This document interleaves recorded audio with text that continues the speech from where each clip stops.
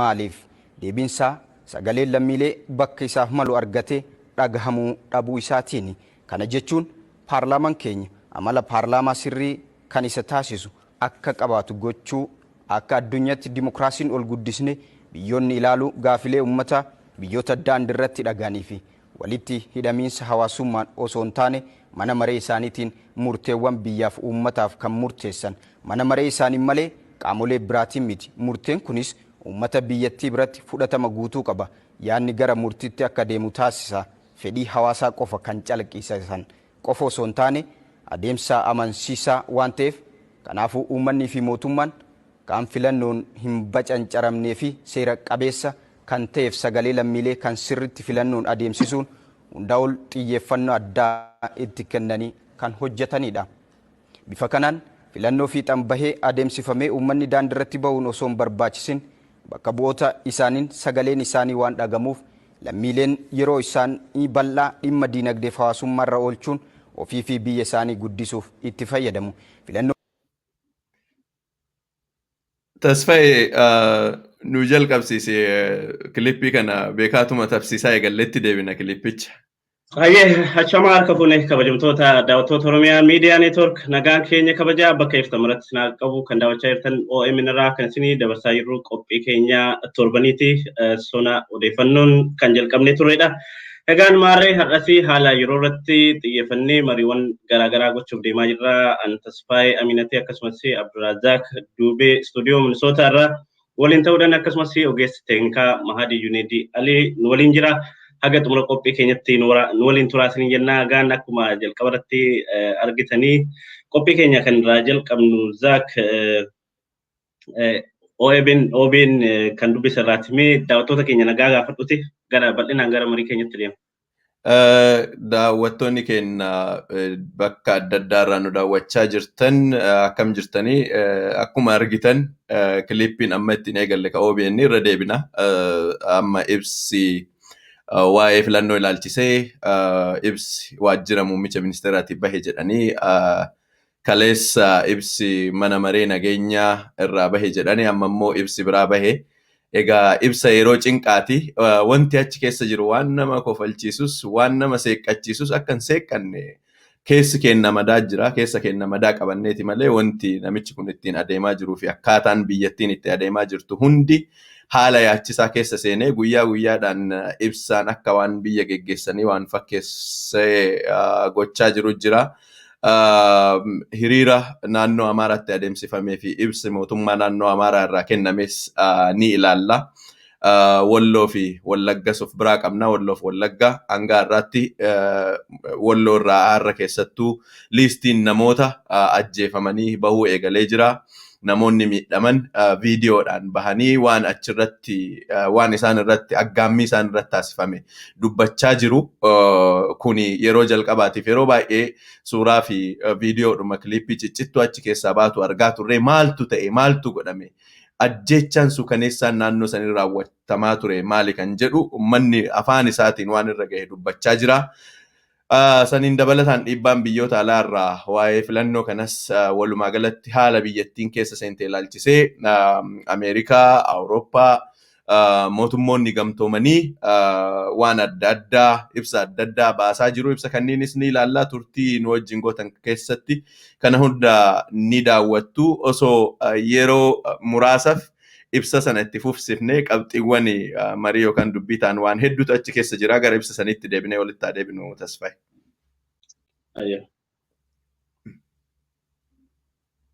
torba gaafii hawaasaa gara kaardiitti fiduun kan danda'ame ta'us sirnaan xumuramuu dhabuu isaatiin jeequmsa daandirraa fi qabsoo gammoojjii keessaa kan akka isa barannee dhaleera. Dhaabbileen biyyoota ollaa dhokachuun addaawii waraanan kuffisuuf yaalan ka'umsiisaa carraa gaarii seenaa sirnaan fayyadamuu dhabuurraa akka tureen haalamu. Sochiin aktiivizimii teessoon isaa Ameerikaa fi Awurooppaa godhate miidiyaa saayibarii fi ministeemii fayyadamuun humnoota mormitoota biyya keessa waliin qindaa'uun lammiileen daandiitti bahanii akka morman kakaasuun badiinsa lubbuu lammiilee hedduuf sababa ta'eera. Maaliif? Deebiinsaa sagaleen lammiilee bakka isaaf malu argatee dhagahamuu dhabuu isaatiin.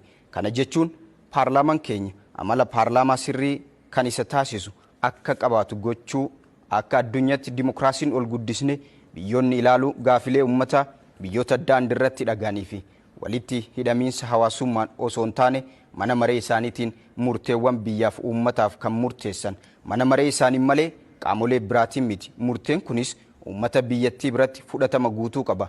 Yaanni gara murtiitti akka deemu taasisa.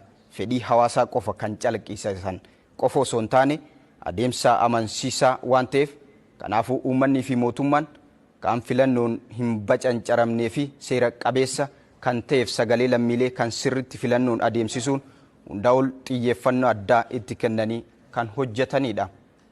Bifa kanaan filannoo fiixaan bahee adeemsifamee uummanni daandii irratti bahuun osoo hin barbaachisin bakka bu'oota isaaniin sagaleen isaanii waan dhagamuuf lammiileen yeroo isaanii bal'aa dhimma diinagdee fi hawaasummaa irra oolchuun ofii fi biyya isaanii guddisuuf itti fayyadamu. Filannoon biyya keenya baranaa Itoophiyaanotaaf carraa warqee kan uumuudha. Bifa milkaa'ina qabuun yoo adeemsifamuu danda'e qabatamaan sagalee uummataa daandiirraa gara paarlaamaatti bosonarraa gara teessumatti ni deebisa. Asirratti Nudhaabimee Mahadii adeemsifamuu yoo danda'ame. Ibsi kun I think kana dubbiin ijoo guddaan ibsa kana keessa jiru kana tokkoffaa saayiberiidhaan Ameerikaa fi Awurooppaa taa'anii warra biyya jeeqan wajji ta'uudhaan biyyattiin jeequmsa keessa seenteetti jedha Abiy Ahmad. Lammaffaa daandii fi bosonarraa gara manaatti haa deebifnu gara paarlaamaatti haa deebifnu jedha. Yeroo jalqaba dubbiin kun akkuma dubbiin kun dhumatee bara 2018 wanti godhamaa ture abaa'oo bosona keessaa gara qe'eetti deebisuudhaaf waan godhamaa turee fi wanti Abiy Ahmadii fi shirri warroonni isa waliin jiran xaxaa turan akka abaa'oo bosonatti hambise beekamaadha.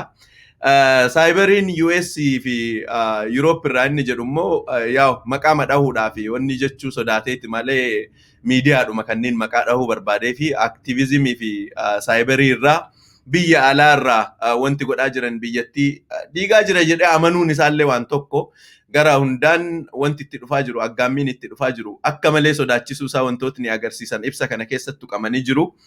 Akka isaan hafnellee beekee jira beektaa yeroo dhumaa lallaalaa ture irra deddeebi'ee bara dhumaa mootummaa Ihaadig number 1 yookaan TPLFin olaantummaadhaan kan geggeeffamaa ture EPRDF keessatti yeroon dhumaa isaanii maal fakkaata kan jedhu ilaalaan ture. Bara mootummaa Dargis dhumni isaanii ibsa baay'atu mootummoonni baay'ee ibsa akka malee bakka guyyaa guyyaadhaan gadi bahuu kanaan isin baasuu kaan daaraa goone jedhu.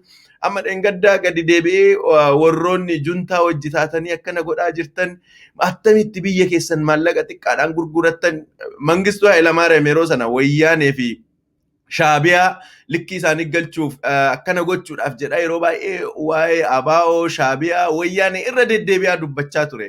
Abiy Ahmadis amaluma mootummoonni gara dhumaa irratti agarsiisan sana wanti isarraa ammaan tana calaqqisaa jiru.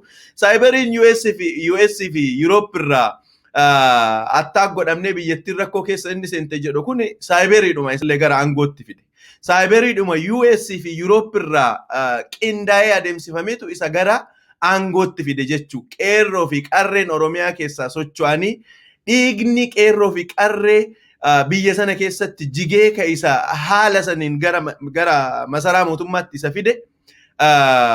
Qindaa'insuma saayiberii kanarraa godhamee qeerroof qarreen karaa irra baateeni amma karaa irraa galaa bosona irraa galaa jechaa jira. Yaa gorsa Abiyyi faallaadhaan kan raawwachuu qabdu yookaan kan gochuu qabdu gorsi isaa dubbiin hundi kara bosonaatiin wanti furamu tokko illee hin jiru jedha. Yoo hin furamne maaltu isa cinqiree siraa wanni inni barbaadu sani inni aangoo irra taa'ee itti turuu barbaada. Gara bosonaatiinis homaan fiddu jedhaa jira. Gama daandiitti baatees homaan fiddu jedhaa jira. Yoo homaan fidne maaltu homaan fidduu fide? Why it has to be an agenda for him? Wanti takkallee warri TPLF daaraa irra balleessine qilleensa irra jedhe warri bosonaas kun aqaqmim qabsoosa wanni kanaatiin yeroo kanaatiin waan deemuu miti jedhe maaltu kana fidere kan jedhu ofiidhuma isaa ofaa gaafatu. Wantoonni achi keessa akka angaruu kan baay'ee nama kofalchiisan filannoo biyya kana keessatti argamee hin beekne ka ajaa'ibaa godhaa jirra jedha Abiy Ahmed. Suni warroonni dhagahan ani kanarratti waan biraas interpretationis hin barbaadu. Kaan si ajaa'ibu immoo sagalees murteeffatanii jiru. 50+1 yoo naa kennitan anka hafe warra dorgomtootaatiin hin kenna. Paarlaamaan kenna bifa akkasiitiin kan sagaleen mormitootaas keessatti dhagahamu ta'a. Sagaleen mormitootaa kun warra na duuba argaa jirtan kana sagaleen mormitootaa Qaallittii keessatti qabamee jiru kana sagaleen mormitootaas ka keessatti dhagahamuu fi yeroo jalqabaatiif paarlaamaan qaama hunda hammate ni uumamaa jedha. 50+1 murteeffadhee jira tananarraan fudhattanii aangootti fufuudhaaf tan isiirraa hafte immoo ni qoodaa.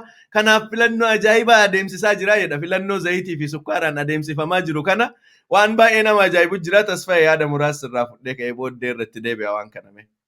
Baay'ee hedduu baay'ee kan nama ajaa'ibudha. Kan ibsi irraa kenname keessaa tokko kan hedduu na ajaa'ibe. Filannoon bara kanaa carraa warqee kan uumudha jedha. Akkasumas filannoo sagalee uummataa karaarraa gara manaatti galchu jedha.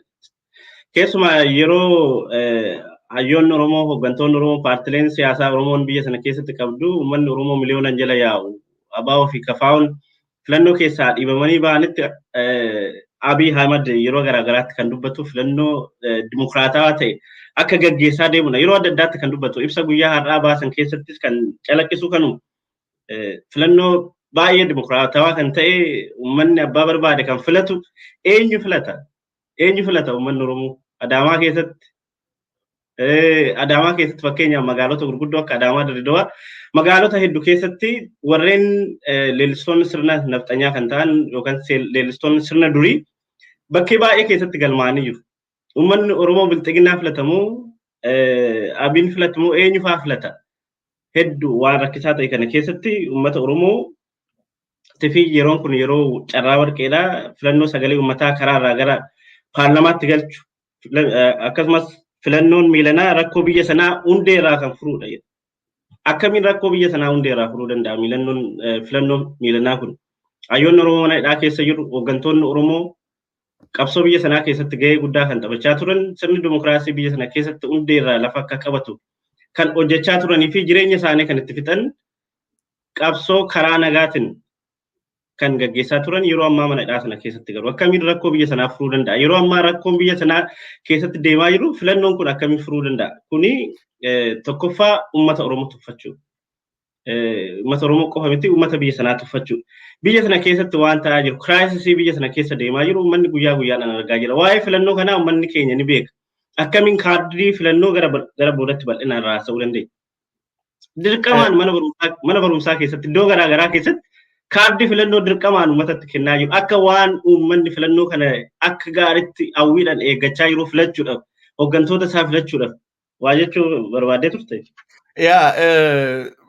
Daandii irraa gara manaatti haa gallu kan jedhu kun ijoollee manarraa baasaa daandii irratti ajjeesaa yeroo gataa jiran kanatti namoonni baay'een mana isaanii irraa fuudhamanii amma argaa jirtu jedhee yaada as gubbatti mana fuudhanii hidhaa daandii irratti baasaa nama gataa. Akka beektu Mahammad Deeksisoo hanga irraa iddoon inni jiru hin beekamu. Haadhaa fi ijoollee fuudhaa bakka isaan geessan yeroo itti dhabamaa jiru kanatti warra bosona jiru miti warra mana jiruyyuu nagaa dhoorkaati. Yeroo akkanaa kana keessatti filannoon ajaa'ibaa filannoo namni karaa hunda ka daandii irra jiru manatti deebi'ee kaardii isaatiin sagalee isaa yeroo itti murteeffatu jedhee yoo dubbatu xiqqoollee qaana'uu dhabuun isaa baay'ee na dinqee jira. Ijoollee meeqa Jimmaan keessatti manarraa fuudhamanii gadi fuudhaniiti maqaa adda addaa isaan itti moggaasan sanaan moggaasanii ala baasanii ajjeesanii reeffi isaanii karaa irraa kan argame. Ijoollee meeqa bakka adda addaatti har'a bahanii galuu dadhabanii carraadhuma waan dhabaniif dhaqanii warra bosonaa sanitti ijoolleen makaman ijoollee meeqa? Kana hunda uduu argaa jiru akka waan hin argine meeti eessa jira Mahammad Deeksisoo? Maal waan jedheef sagaleen warroota hidhamanii jiran haa hiikaman. Haqni haa caaloo haa argamu waan jedheef biyya haqa hin qabne keessatti haqa waan gaafateef qofa hidhanii hadha bakka buuteen isaa hin beekamne. Filannoo akkamiiti kan beekamu? Filannoon yeroo ammaa kana waan si ajaa'ibu kaleessa Shimallis Abdiisaa footoo kana ka'ee akka malee intarneetii irratti yeroo deddeemu argaa turte Tasfaayee. Filannoon isaa egaa akka isaan yaada isaanii nutti himuudhaaf yaalaa jiranitti kunoo misooma irra jirraa waan ajaa'ibaatti raawwataa jira. Akka ajaa'ibaatti biyya bulchaa jirra. Qamatiin duraan maasaa wanni tokkorraa ximmaada tokkorraa kuntaala 5 argattan 7 ta'ee jira jedhu. yeroo ammaa biyyattii keessatti akka United Nation recognize godhetti namoonni miiliyoona 24 ta'an beela hamaa keessa jiran, biyyattiin beela hamaadhaaf saaxilamtee jirti. Haala jiru ummata kana akkamitti sobdaa maaloo ummatuma kana akkam gootee sobdaa haala jiruuf jireenya isaanii guyyaa guyyaati. Kunoo Mahammad Deeksisoo hagarraa gaafatamaa jira. Namni tokkollee bakka inni jiru hin beeku. Namni tokkollee bakka inni jiru hin beeku. Waan tokko hin goone, waan tokko wanti humnaan inni raawwate yookaan bosonni inni seene hin jiru. Warra mana jiruyyuu akkana nagaa dhorkaa filannoo akkamiitiin nagaa nuu fiduudhaaf deemanii. Arra riipoortiiwwan argataa jirru argaa jirta. Kara OMNs gabaasaa jirra. Gara aktivistoota adda addaanis wantoota barreeffamanii maxxanfaman argaa jirta. Maqaan namoota guyyaadhaan ajjeefamanii fi hidhamaniif nutti ergamuyyuu maxxansuu dadhabnee jirra. Yeroo akkanaa kana keessatti waa'ee filannoo haasa'uu fi waa'ee filannoo ajandaa gochuun leekchariidha. Kabira immoo filannoon harkatti kufee jira. Harkatti kufuu isaa beekanii namoonni galmaan dhabamnaan torbaan sadiin galmee filattootaa dheeressan. Torbaan sadiin kan dheeressan waan biraatiif miti. Burtukaanillee obbo Abiyyi ajaja kan kee fudhadhee adeemsisaa tuuma ture. Amma warroota alaas natti affeeraa jirtan, warroonni alaasaa dhufanii jedhamanii warroonni affeeramanis filannoon kuni waan haqa qabuun fakkaatu waan ta'eef mee ilaallee hin dhufnaaf hin dhufnuyyuu bara TPLF iyyuu filannoon laganne warri alaa kun. European Unioniin haala biyyattii jirtu irratti hundaa'ee mee taajjabdoota hin ergaa fi hin erguyyuu ganaa murteessaa jedhe. Adde Burtukaan haala kanaan akkamitti filannoo godha jennaan torbaan sadii hin dheeressi dirqamsiifnee kuntaala manarra deemaa kaardii hirraa jedheeti nama tokko kaardii 10 kaardii 15 amma wanti dhagaa jirru by the way biltsiginnaan kaardii hiruu keessatti gaafa involve godhe waa'een filannoo xumurame achitti because biltsiginnaanis qaamonnummaan isaan nu wajjin dorgoman jedhanii maqaa adda addaa maqaadhuma warra biltsiginnaa ta'anii maqaa adda addaa ittiin qaban kunniin mataan isaanii osoo danda'ee mahadiin footoo isaanii yoo nu mul'isuu danda'in argina. Kaardii 15 kaadireen biltsiginnaa manarra deemtee namaa hiraa filannoo goonaan anaaf filannoon kun immoo ajaa'ibaati biyyuma kana keessattuu filannoon akkanaa kun ta'een beeku yoo jedhu Abiyyi anduraan xiqqoo waa'ee sammuu shakkaa ture amma sammuudhuma qofa iyyuu miti nagummaanuu biyyuma san iyyuu namoonnummaan isa waliin jiran maaltu itti dhagahama kan jedhu kun si gaafachisuudha Tasfaayee. Waan nama ajaa'ibu waan hedduu deemaa jira waa'ee filannoo ilaalchisee wanni isaan baasan keessatti parsantii 50 ol boordimmaan filannootu waajjiroota banuu hin dandeenye biyya sana keessatti. Filannoon akkanaa filannoo qircaa filannoo maalii jedhee warra TPLF inni ittiin foggoraa ture sana gadi harkaa ta'e. Standardii filannooti miti. Standardii ganda keessatti namoonni bahanii eebaluun hoogganaa gandaa haagoon iyyuu jedhan standardii saniyyuu waan guutuu hin dandeenye jechuudha. Bifa akkanaatiin filannoo ajaa'ibaa godhuuf taane jedhanii ibsa ejjennoo guyyaa 2 keessatti yeroo 3 baasuudhaan biyya hoogganuun hin danda'amu. Biyyi kan hoogganuu danda'amu biyyi kan hoogganuun ittiin danda'amu karaan tokkoo fi tokko yeroo ammaa kanatti gadi dhaabbate amma beektaa kaabineelleen qabu silaa isa question godhanii dhaabbadhu obbo Abiyyi karaan itti adeemaa jirtu sirriidhaa miti kana karaa kanatti deebi'allee akka hin jenne namoota bira jiran martinuu incompetentidha. Namoota yoo inni walgahii keessatti ol ka'ii dhaabbadhu jedheen ol ka'anii dhaabbatan deeme asii bahi jedheen deemanii bahan malee kaabineen achi keessa dhaabbatee rakkoodhuma biyyi kun itti deemaa jirtu in dubbatu by the way kaabinoonnummaan isaa ministoorummaan isaa gaafa dhoksaadhaan namoota adda addaa isaanii dhiyaatanii dubbatanii argani. Oromoon biyyuma kana keessatti bara Minilikiyyuu akkana hin taane jedhanii in dubbatu ministeerummaan isaatu jechuu warroonnummaan inni kaabine jedhee achi kaawwatee jechuu garuu immoo amma yoo achi baanis Oromoonis nuna amanu yoo as keessatti hafnee isatti kaanis akkuma warra Amaaraa wal nyaachisee ficcisiise san nu ficcisiisa. Kanaafuu wama inni nuun jedhe fudhannee haa deemnu jedhanii sodaatanii taa'aa jiru. Wanni ibsi bahu kun wanni ministeerota maali ibsi jedhee baasu kun hundi sodaadhuma isaa ufuma isaatii Daani'el Kibrat wajji taa'aa wanta barreessaa gadhiisu malee waan hagasuun damiizana kaasullee miti ajandaalee goonee irraa haasa'uuf oduu ta'in hagam akka biyyattiin nama the most incompetent the most psychologically and wanni dhuma paatolojimmaan mataan isaatu sii galuu hin dandeenye nama akkamiitiin akka hoogganamaa jirtu mul'isuudhaaf malee waan ajandaaf ta'us keessaa qabaateeti miti. Tasfaayee sittiin deebisa dheeressa ifama. Egaa filannoon akkuma beekamu gaa uummata keenyaafis akka gaariitti ifaa akkuma jettee uummanni keenya sirriitti quba qaba. Haa ta'u garuu amma filannoo kana waan baay'eedhaan itti deemuu danda'u humna qaban dandeetti qaban haga dhumaatti fayyadamanii keessumaa miidiyaa akka qaban fayyadamanii uummata keenya burjaajessuuf yaaluun isaanii waan hin oolle keessumaa yeroo kanatti akkuma sila jedhee filannoon kun filannoo dimokiraatawaa akka ta'e fakkeessuu miidiyaa biyya sanaatiin akka qabaniin beekee zaaki amma abaa ofii kafaawwan filannoo kana keessa hin jiru keessaa dhiibanii baasanii jiru. Filannoo kana fitsum dimokiraatawii yookaan filannoo bilisa ta'e gaggeessan jedhanii yeroo haasa'anii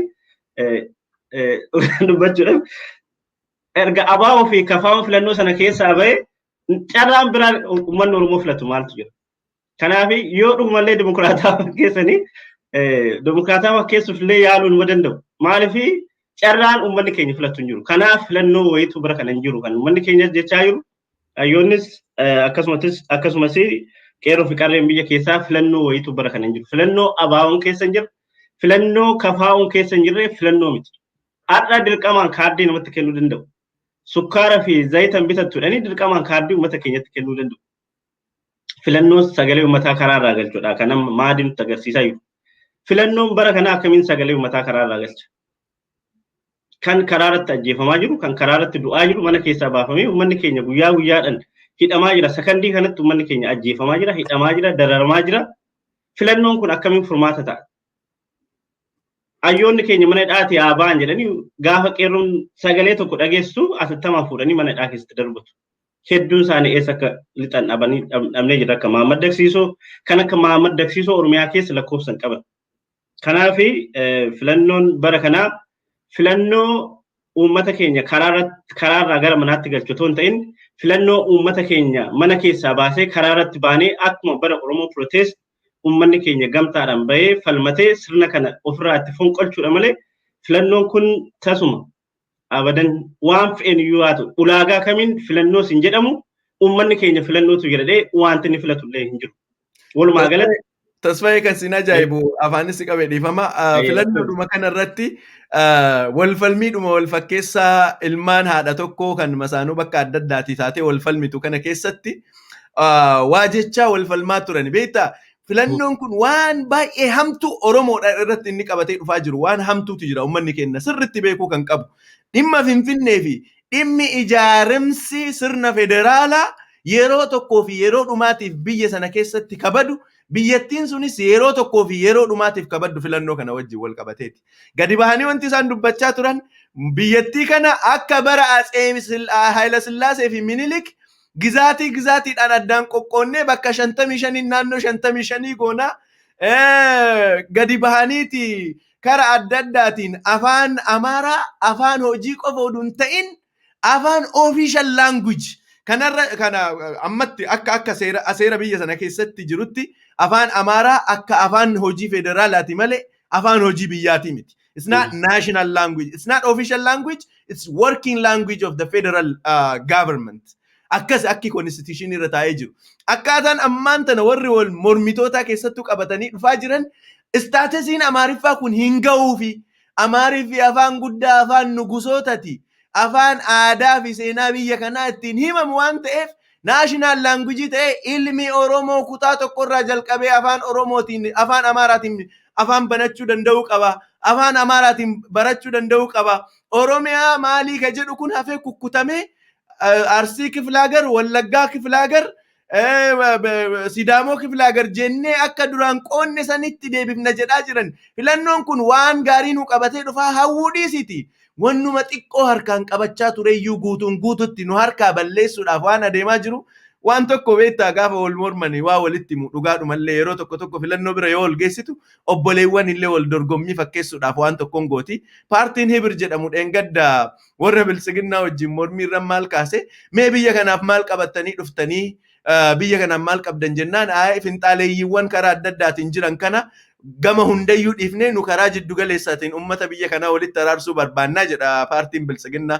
Paartiin Hibir jedhamu irraa fuudheeti maal biyya walitti araarsitu silaa paartiilee naannoo Oromiyaa jiran wajjinuu waliin araaramuu dadhabdanii mana hidhaan naqxanii biyya kamiin araarsuudhaaf deemtu. Paartiin Abaa wajjin araaramuu hin dandeenye, paartiin Kafaa wajjin araaramuu hin dandeenye, paartiin Jawaar fa'aa akkomodeet gochuu hin dandeenye. Siyaasa biyya kanaa polarize ta'ee gama adda addaatiin jiru kan akkamiin walii fidee araarsa jedhee gaafii namichi Hibir maal jedhee achitti dhiyaate sun afaan Oromoo iyyuu struggle godhaa dubbataa turanii beektaa. Dantaa Oromoo irratti murteessuudhaaf falmii afaan Oromoo irra godhamu afaan Oromootiin gochaa turan irratti namoota san duuba deebi'aa dhageeffadhaa. Struggle godhaa turan afaan Oromoo dubbachuudhaaf. Carraan Oromoo namoota san harka kufuudhaaf deema. Because namoonni kun karaa itti qophaa'anii waliin qophaa'anii Biltsiginnaan naannoo Amaaraa, Biltsiginnaa Oromiyaa keessaa wanni ufii qabu, paartii ufii qabu, warri Aban jiru, warri Izeemaa jiru kana godhanii caaffeen Oromiyaatis namoota kana harkatti garuu kaardii fudhadhaa isiniin jechaa kan jirani Biraanuu Fafilaa, Injiinarii Liqaal Fafilaa isiniin jechuuf. Kanaaf yoo Oromoon harka kennatee wanti kun dhuguma naa ta'a ittiin deema jedhe, well, kunnoti Oromoo fi Oromiyaa afaan Oromoo aadaa Oromoo hunda dabarsee kennee afaan Amaaraa aadaa Amaaraa olaantummaa Amaaraa sana fudhadhee hin bula yoo jedhe kaardii filannoo dhaqaati hiriiraatii fudhadhaati carraa Oromoo fi Oromiyaa wanta jedhamu kana dhabamsiifne akkuma bara durii sana gizaatii adda addaatiin adda qoodamne ekelee kiflaagar X kiflaagar Y kiflaagar ittiin bulla yoo jedhe Oromoon ammuma dhaqee hiriiree kaardii filannoo fudhachuu qaba. Because kun carraa kenna destiniin fulduraa kenna akkanatti murteeffama yoo ta'e jechu. No kun hin ta'u ilma Oromootiin aadaa Oromootiin afaan Oromootiin hin bulla yoo jedhe immoo ummanni kenna ammumarraa zayitii isaanis sukkaara isaanis karaa adda addaatiin waan itti dhufan kana ittiin lagate boordiiwwan filannoo jedhamaniituma naannoo isaaniitti uumaman sun iyyuu akka hin uumamne dhiibbaa gochuu danda'u qaba. Dhimma filannoo kanarratti waan itti dabaltu daballee gara kanuma qabxeewwan garaagaraa waan qabnuuf egaa keessumaa filannoodhaan wal qabatee yeroo ammaa kana uummata keenya guutuu Oromiyaa keessatti jechuun ni danda'ama kaardiidhaan wal qabatee dhiibbaa adda addaa yeroo ammaa kana namni kaardii hin qabne mana baankii keessa taa'anii kaardii si gaafatu. Konkolaataa yaabbachuuf illee yeroo ammaa kana kaardii si gaafataa jiru suuqii keessatti biyya kamuu keessatti waan dhaga'ame hin beekne. Kaardiin filannoo seera qabeessa qaba. Bakka adda addaatti facaafamee kaardiin namaan kennamu. Buufata filannoo jira namni buufata filannoo deemee namaa kennama. Bakka sanatti seera qabeessan ID ilaalanii yookaan waraqaa eenyummaa ilaalameetti namaa kennama. Yeroo ammaa eengaddaa kan keessan nagaa qabe keessaa mana elementarii deemanii bakka mana barumsa sadarkaa tokkoffaa deemanii barattoota ijoollee umriin isaanii 14-15 ta'e gaafa gaafatanii umriin keenya 15 akkamiin kaardii filannoo nuu kennitu jedhanii yoo gaafatan usi callisi umriin kee waggaa 18 ta'ee jiranii dirqamaatti kennanii deemu. Kun waan dhaga'ame hin beekamu. Bara umrii keenya kana keessatti filannoo bara sirna wayyaanee arginee jira. Kun waan ajaa'ibaatu. Uummanni keenya namni maqaadhaan Oromoo himatu tokko namni Oromoo keessatti dhalatee sirna gadaa keessatti guddatee ilma Oromoo ta'ee of waamu tokko Oromoonuu Oromoodhaan jedhu namicha kanaanii uummata biyya sanaas sirna kanatti sadarkaa kanatti gadi deebisee kana godha jedhee namni yaada hin jiru. Wanti bara kana gaggeeffamaa jiru dhugaa dubbachuu fi ajaa'iba guddaadha. Ilmi Oromoo tokko namni Oromoo dhadhee maqaa Oromoo himatu sadarkaa kanatti gadi deebi'ee uummata keenya bifa kanaan dararuun hedduu kan nama ajaa'ibudha. Kanaaf ammas uummata keenya kaardii akka fudhataniif dararaa jiru kaan dirqina itti kennaa jiru. Garuu uummanni keenya borus gaafa filannoon qaqqabee filadhaa gadi baa filadhaa jedhanii uummata dirqisiisuun oolu. Haa ta'u garuu uummanni keenya waan filatuun qabu filannoo wayituu bara kana hin jiru. Kana asuma irra dabarra zaaki hiriira gara naannoo Amaaraatti haa dabarru. Gidduu kana egaan Biltsiginnaa mormuudhanii hiriira garaagaraatu naannoo Amaaraa keessatti gaggeeffamaa ture. Hiriira kanarratti dhaadannoowwan hedduu kan nama ajaa'ibsiisanii fi akkasumas yaadamni hedduutu dubbatamaa ture. Oromummaa yuudam Oromummaan haa badu jechuudhaan akkasumas qabeenyummaan isaanii kan Oromoo kan ta'e baankolii naannoo Amaaraa Baardaar keessatti argaman irratti haleellaan hedduu qaqqabee jira. Kanaan immoo ilmaan Oromoo biyya keessa fi biyya alaa jiran illee hedduu mufachiisee jira. Keessumaa Oromummaan haa badu jechuudhaan kan aadachaa turan keessa egaa qabatamaadhaan naannoo Amaaratti yookaan bulchiinsa mootummaa naannoo Amaaraa keessatti kan argamu keessaa tokko baankiiwwan maqaadhaan baankiiwwan qabeenyummaan isaanii kan Oromoo ta'edha. Baankiiwwan kana egaa Oromummaa balleessuun kan jalqabe keessaa tokko tarkaanfiin jalqabaa qabeenyummaan isaanii kan Oromoo kan ta'an baankiiwwan kanarratti tarkaanfii fudhachuudha kan jedhantu jira. Egaan asirratti kan argaa jirru baankii hojii gamtaa kan naannoo Amaaraatti argamu irratti haleellaa yookaan hokkora naannoo kanatti gaggeeffaman keessumaa hiriira gaafa ba'an sanatti qabeenyummaan isaa kan Oromoo kan ta'e Oromiyaa Bank yookaan Cooperative Bank of Oromiyaa kan jedhamu kanarratti haleellaa hedduu qaqqabsiisanii jiru. Qabeenya kana daaraa godhanii jiru. Keessaaf ala isaatiin caccabinsa hedduutu qaqqabee jira. Egaan gama biraatiin zaakii naannoo kana keessatti hiriirri yeroo gaggeeffamaa jirutti hiriirri kun nagaadhaan ba'anii nagaadhaan xumuraniiru. Margi naannoo kana keessatti biqilfamillee otoo hin gufatin, otoo hin miidhamin, otoo irra hin ijjatamin uummanni nagaadhaan bahee nagaadhaan hiriira kana gaggeessee galeera jechuudhaan ibsi kennamee jira naannoo Amaaraatirraa. Zaak mee akkuma waliigalaatti haalli hiriira naannoo kanatti gaggeeffamee fi akkasumas okkorri waliigalaa qabeenyummaadhaan kan Oromoo kan ta'an baankoleen caccaban akkasumas hiriira kana keessatti dhaadannoowwan aggaammii Oromummaa irratti gaggeeffamaa turan yeroo dheeraadhaa fi karaa miidiyaa isaaniitiinis biyya keessaa fi biyya alaatiin Oromummaan haa badu Oromummaa yuudam jechuudhaan aggaammii garaagaraa yeroo garaagaraatti Oromummaa fi sabboonummaa Oromoo irratti gaggeessaa turanii ati akkamiin argite akkuma waliigalaatti? Tasfaa'imee waa jechuudhaan dura mee darbee pirezidaantiin naannoo Amaaraa sana booda ibsa kennee jira. Ibsa kenne keessatti dargaggoota naannoo Amaaraa waan kana hojjetaniif akkaataa galata itti galfate qophii yoo ta'e Mahadiin nu haa dhageessisuuti. Sana dhageenneeti as deemna. በትክክል የአማራን ሕዝብ በሚመጥን መንገድ የተካሄዱ ሰልፎች ናቸው። ወጣቶች ኃላፊነታቸውን የተወጡበት ሰልፍ ነው። ከተማ ውስጥ ለጌጥ የተተከሉ ሳሮች እንኳን ተከብረው ሳይረገጡ የተካሄደ ሰልፍ ነው። ሪሊ በዚህ ሰልፍ ላይ ያስተባበሩ ሰልፉ ሰላማዊ ሆኖ እንዲጠናቀቅ ያደረጉ የከተማ ወጣቶች ሊመሰገኑ ይገባል። ሰላማዊ ሆኖ ስላለቀ ምክንያቱም በርካታ ሰው ነው የሚወጣው ማኔጅ ልታደርገው አትችልም። ስለዚህ ራሳቸው ማኔጅ አድርገው ከጸጥታ መዋቅራችን ጋር በመሆን ሰልፉን በሰላም ተስፋዬ ከነራ ከደጌቱ ኤጋ ቪዲዮ ወሊት አንሴ ዲፈማ ላላ ጅርተኒ ኤጋ መርግሌ ሶምቦቃን ጡሙራሜ ጀዴራ ዋን ከነዱራ ዋጀቻ ቱሬ ጀቺ ከነን ጅጅረምኔ ኢሪሪ ኩን ከንቂንዳይ ብልጽግናዳን wanti godhamuu barbaadees taargeetiin godhamuu barbaadames waan kana gochuudhaan waan asitti godhamaa jiru kanaan naannoo Oromiyaatti deeggarsa dhaban san ittiin argachuudhaaf godhan. Erga kana godhanii garuu maaneejmentii irratti harkaa bahee jira. Abiyyiin akkasitti bifa akkasiitiin biilboordii buusuun maal gochuun suni sana waan fedhii hedduus irraa qaban hin turre jarri garuu maaneejmentiitti harkaa bahee jira. Uummanni baay'inaan yoo gadi bahu maaneejmentiidhaaf si rakkisaa garuu bahee immoo bifa akkanaatiin galatoonfate baankiin asitti argaa jirtan kun baankiin lama yeroo adda addaatti baankii cabeedha naannoo sanitti yeroo adda addaatti taargeetii godhamaa waa caccabsuun kun itti fufee jira. Wanti si ajaa'ibu Tasfaayee kana keessatti baankiin kun maqaan isaa Oromiyaa haa ta'u malee baay'inaan warri achi keessatti hojjetan baay'inaan qofa oduu hin ta'in ijoolleedhuma naannoo saniiti kaas keessatti hojjetus isaan maqaa fi moggaasa isa duuba jiru irratti attaakiin godhamaa jiru malee baankicha san irratti miti. Probably qabeenyummaadhumaan gamoo kanaallee kanuma namoota naannoo saniiti. Garuu immoo maqaadhuma Oromiyaa Oromummaa waan jedhamu kana yuudam jedhanii sana gochuudhaaf kan kana gochaa jiran malee qabeenyummaan isaallee kama warra naannoo Amaaraati.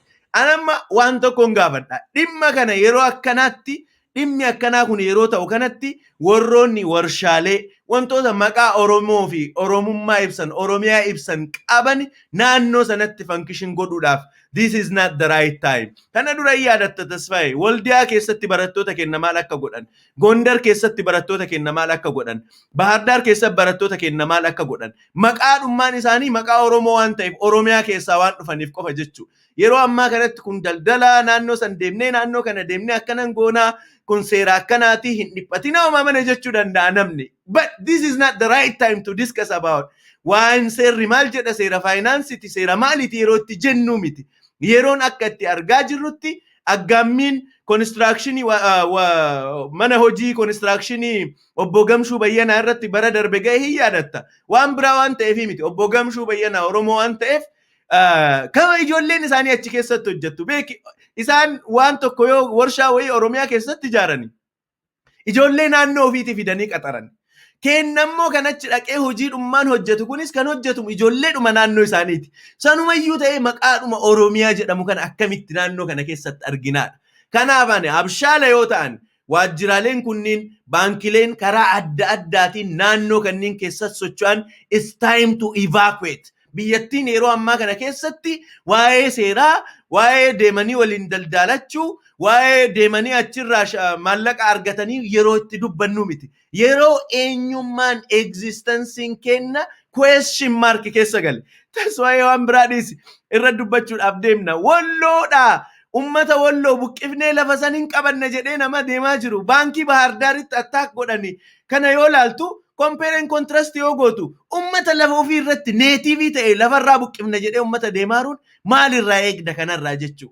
Kanaaf it's time to evacuate. Waajjiraaleen karaa adda addaatiin naannoo sana keessa jiran yeroo itti qophaa'anii deemanii carraas ijoollee Oromiyaati haa bananii gara Oromiyaa keessatti deemanii haa banatanii achi booda gaafa federeeshinii sanirra walii gallee waliin biyya kana dhugumaan ijaarra namni martinuu bakka deemetti kabajamee jiraachuu hin danda'a yeroo jedhametti gaafa san waa'ee waliin ijaarachuu waa'ee waliin daldalachuu dubbachuu dandeenya. Ammatti garuu waliin daldalachuudhaaf miti waliin jiraachuudhaafuu mallattoo gaafii keessa galee jira biyyi jedhee gara kan keetti deebisa sa'aatiinis nurraa deemaa jira.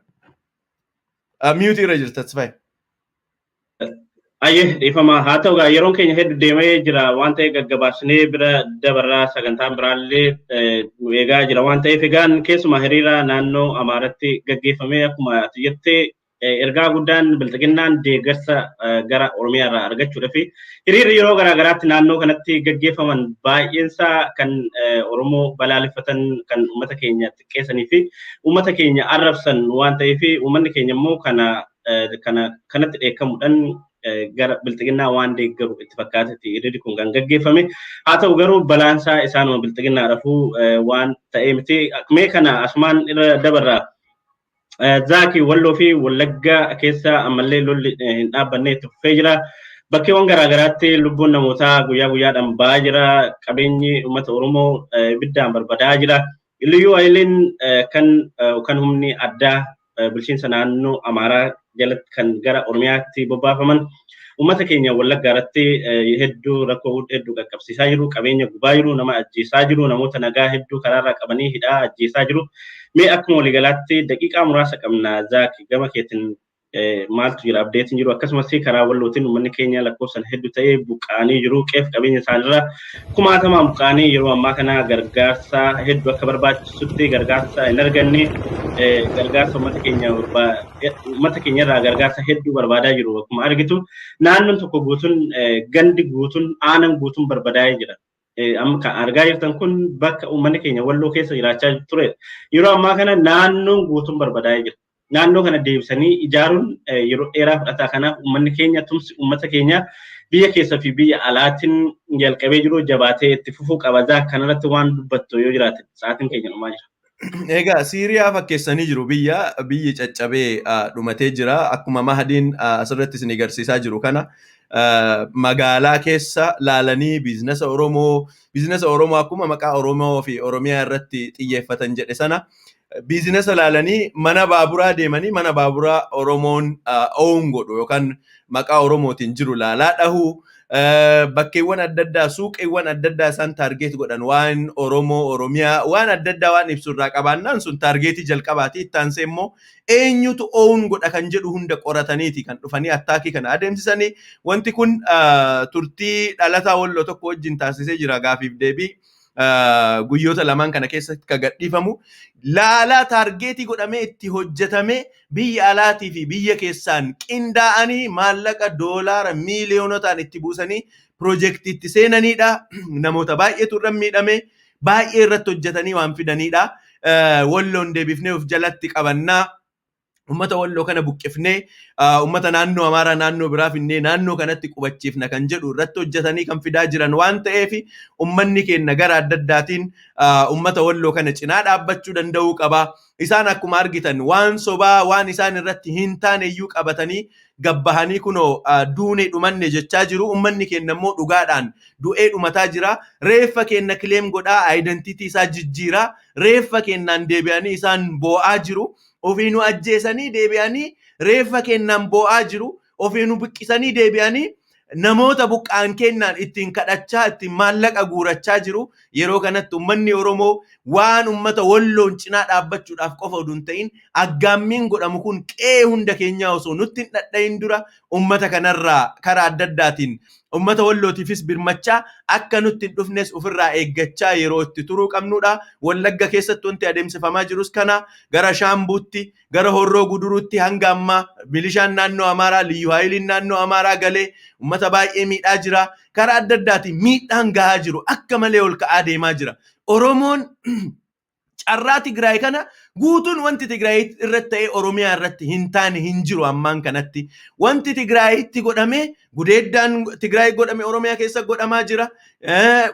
Karaa adda addaatiin meeshaan irraa buqqisuun nama karaa adda addaatiin seeraan ala hidhuun ajjeesuun wanti Tigraay ta'ee Oromiyaa irratti ta'aa jiru hin jiru. Maagnitiyuudiin itti ta'aa jiru xiqqoo garaagarummaa qabaachuu danda'a, meebii garaagarummaa qabaachuu danda'a. Garuu ummanni keenya walloo qofaa buqqa'e yeroo ammaa kanatti gara 300,000 400,000tti akka bikkaman dubbataa jiru. Qaamonnummaan waajjiraalee dhummaan mootummaallee kana ibsaa jiru waan ta'eef ummanni keenya uummata kana bira akka dhaabbatu jedha. Karaa adda addaatiin immoo uummata kanaayis akka birmatu, ikonomikaalis akka bira dhaabbatu, saayikooloojikaalis akka bira dhaabbatu, kan biraa immoo ofirraa ittisu osoo dhufanii isallee hin weerarre dura ofirraa ittisu ofirraa qophaa'anii eeggachuun baay'ee murteessaadhaan jedha. Gara kan keetti deebisa Tasfaayee, sa'aatiin keenya hedduu deemaa jira.